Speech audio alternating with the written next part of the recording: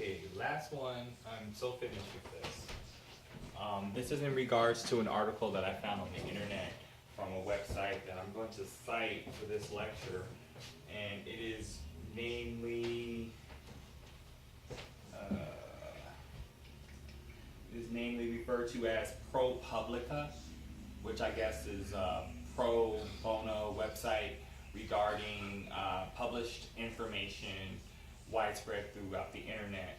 And what I said, this is a very lengthy article which I've read, and it speaks about sexualizing HIV and what you don't tell your partner is a crime. I'm not going to read the entire thing, but they give a great example of a person named Hernandez, and this is from 2013, and it was co-published with BuzzFeed.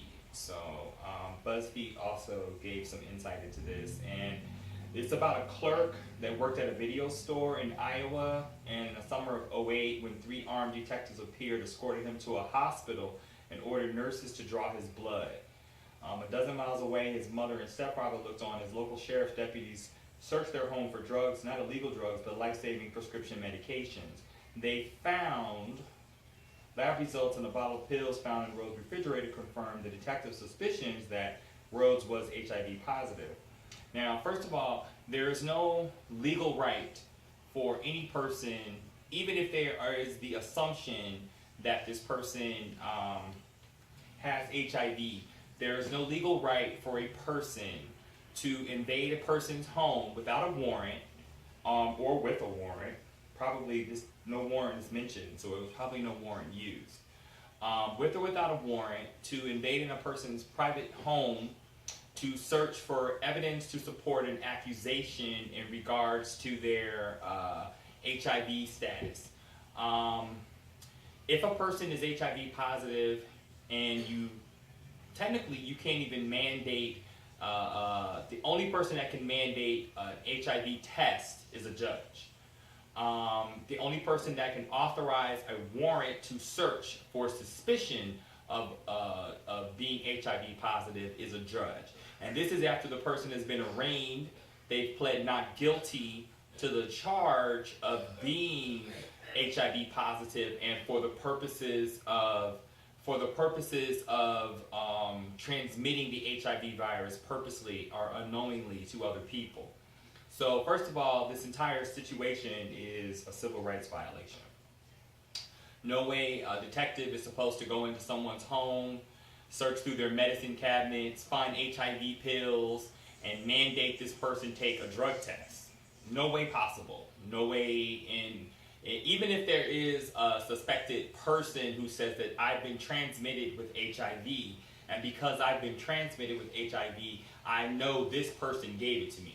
There's no right to do that. You can arraign the person, you can have a judge write a statement stating that they want to investigate whether or not this person is HIV positive. That judge can also send a document to release information to the court, which is a simple judge's signature on a document saying, oh, we want this doctor, this physician, this hospital to mandate an HIV test. They actually do HIV tests and drug tests inside courts.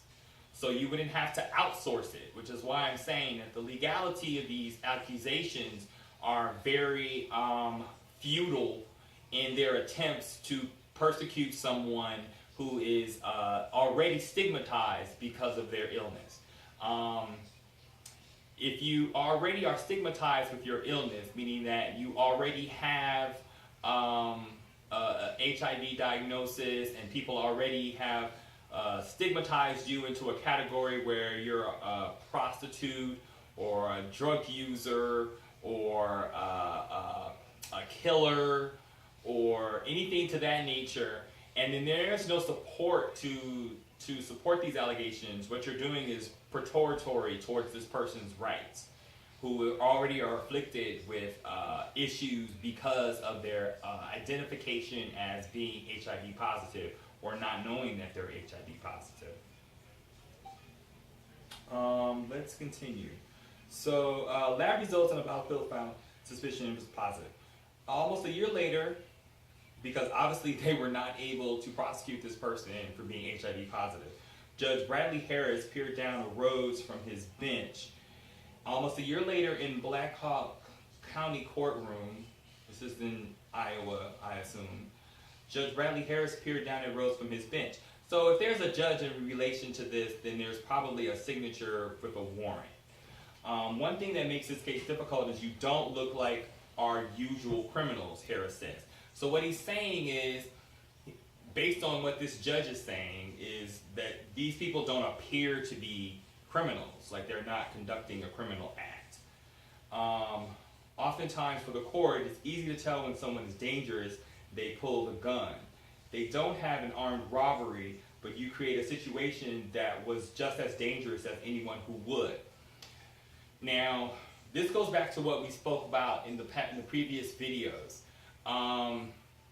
First of all, it is not the right of a judge in any courtroom to debate on whether or not the defense and the prosecutor were able to devise a proper analysis of a situation for a judge to make a judgment on. Judges don't sit on the bench and allegate to the persons that are being charged or convicted.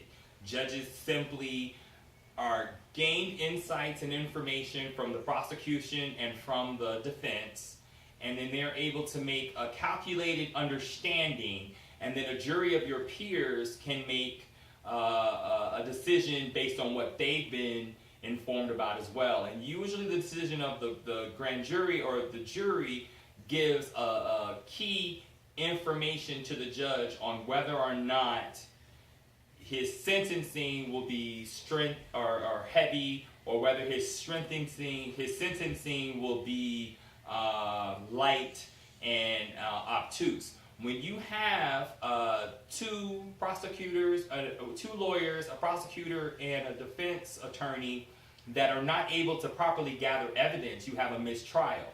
Then the judge can't support an accusation or a prosecution in any way, because the information was not properly gathered and the information was not properly distributed. So you would have a mistrial anyway. So Nick Rhodes was sentenced to 25 years in prison for having sex without disclosure of his HIV status. Makes no sense to me. Even though he used a condom, was taking medication to suppress the virus, and didn't actually transmit HIV.